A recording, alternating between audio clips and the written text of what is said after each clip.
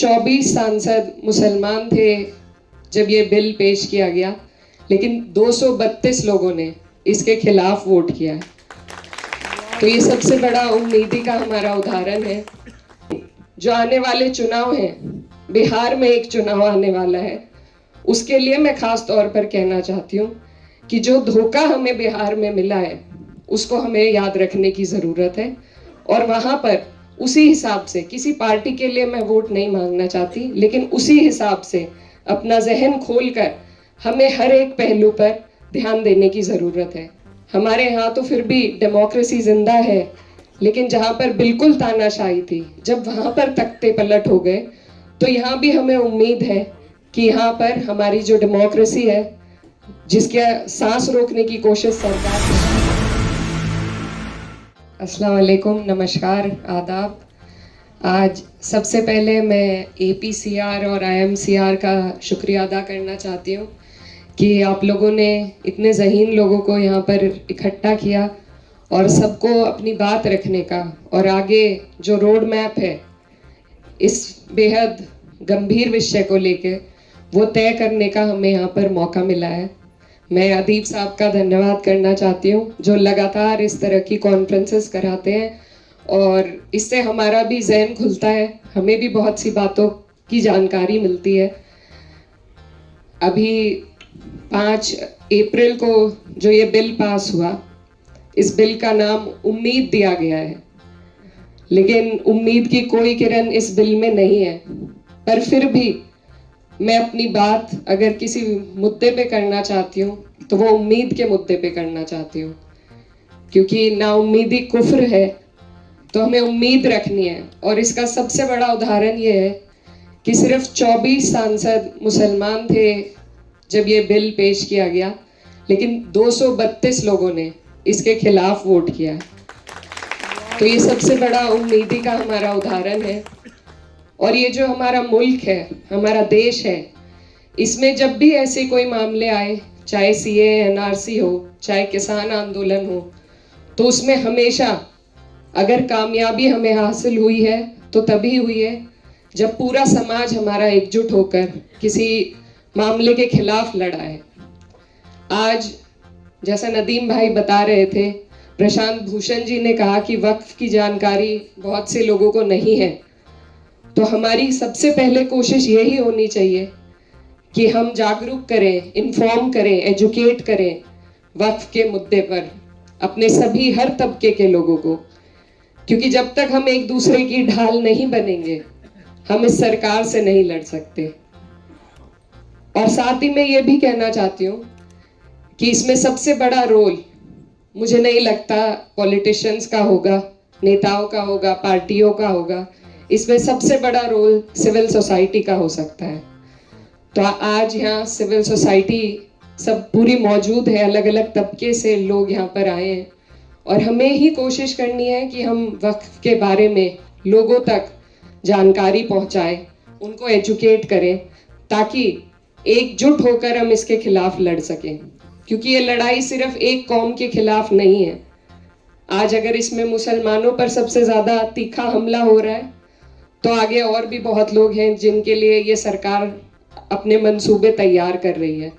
तो इसीलिए ज़रूरत है हमें सबसे पहले बात उम्मीद की करने की और बात एकजुटता की करने की। तो मेरी आप सब से यही गुजारिश है कि हम लोग संसद में खड़े होकर हम सब ने, यहाँ सभी लोग जो बैठे हैं, सभी ने वक्फ के खिलाफ अपनी बात रखी। हम कामयाब नहीं हो सके क्योंकि हमारे पास नंबर्स नहीं थे, लेकिन ये लड़ाई अभी भी चल रही है, कोर्ट में चल रही है और मुझे उम्मीद है कि हमारा कोर्ट इंसाफ करेगा। अभी फैसला रिजर्व रखा गया है। अब अगर बात करें कि हमें इस दौरान क्या करना है, तो इस मुद्दे पर हमारी कई बार बात भी हुई है और इसमें कोशिश यही है कि जहाँ एक तरफ उम्मीद है वहाँ दूसरी तरफ तैयारी होनी चाहिए। क्योंकि ये जो सरकार का मंसूबा है, ये पूरे देश में एक एडमिनिस्ट्रेटिव केओस पैदा करने का है। जो छोटे छोटे ज़िले हैं, कस्बे हैं, सबसे पहले वहीं पर उन लोगों पर सबसे पहले ये परेशानी का पहाड़ टूटेगा जो शायद इसके कानून सही तरीके से नहीं जानते, नहीं समझते।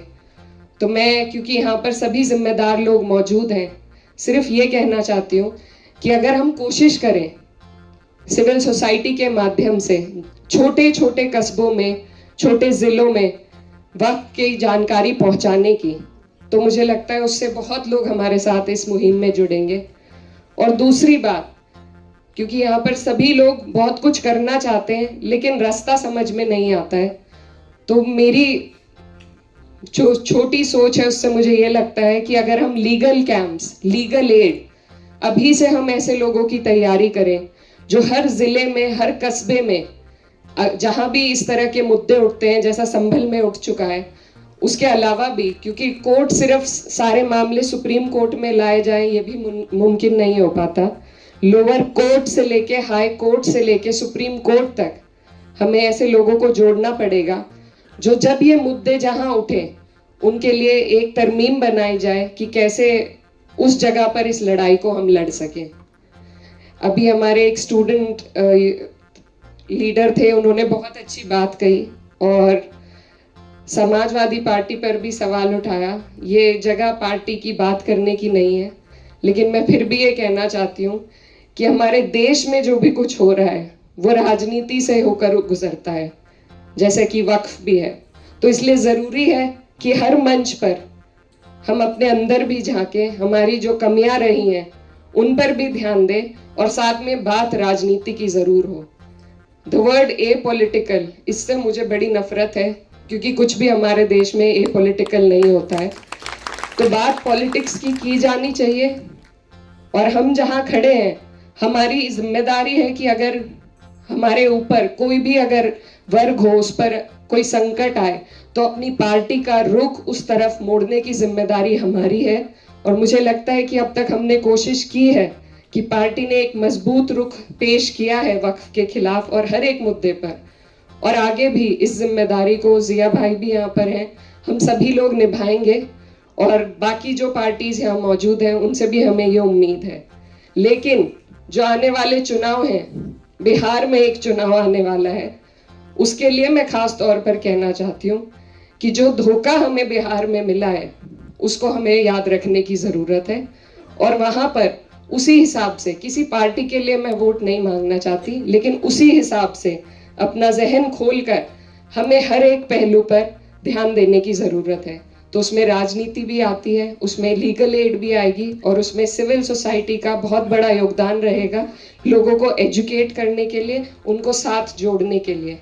ये सरकार जो प्रोपेगेंडा चलाती है ये आइसोलेशन का प्रोपेगेंडा है, एक समाज को बिल्कुल अलग कर दिया है। हम आपस में बैठते नहीं हैं, आपसी मामलों में चर्चा नहीं कर पाते, तो उसको हमें तोड़ना होगा।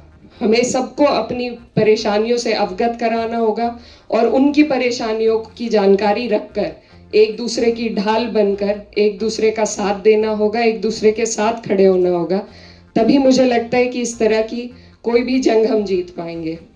और साथ ही मैं ये भी कहना चाहती हूँ, अभी हाल फिलहाल में कुछ ऐसे मुल्क हमारे देश में हैं जिनमें क्लियर कट, हमारे यहाँ तो फिर भी डेमोक्रेसी जिंदा है, लेकिन जहाँ पर बिल्कुल तानाशाही थी, जब वहाँ पर तख्ते पलट हो गए, तो यहाँ भी हमें उम्मीद है कि यहाँ पर हमारी जो डेमोक्रेसी है, जिसके सांस रोकने की कोशिश सरकार कर रही है, उसको आप और हम मिलकर मजबूत करेंगे। हमारी जो न्याय प्रणाली है उससे हमें उम्मीद है और उम्मीद को ही जगा कर रखना मुझे लगता है आज के दौर में सबसे ज़्यादा ज़रूरी है।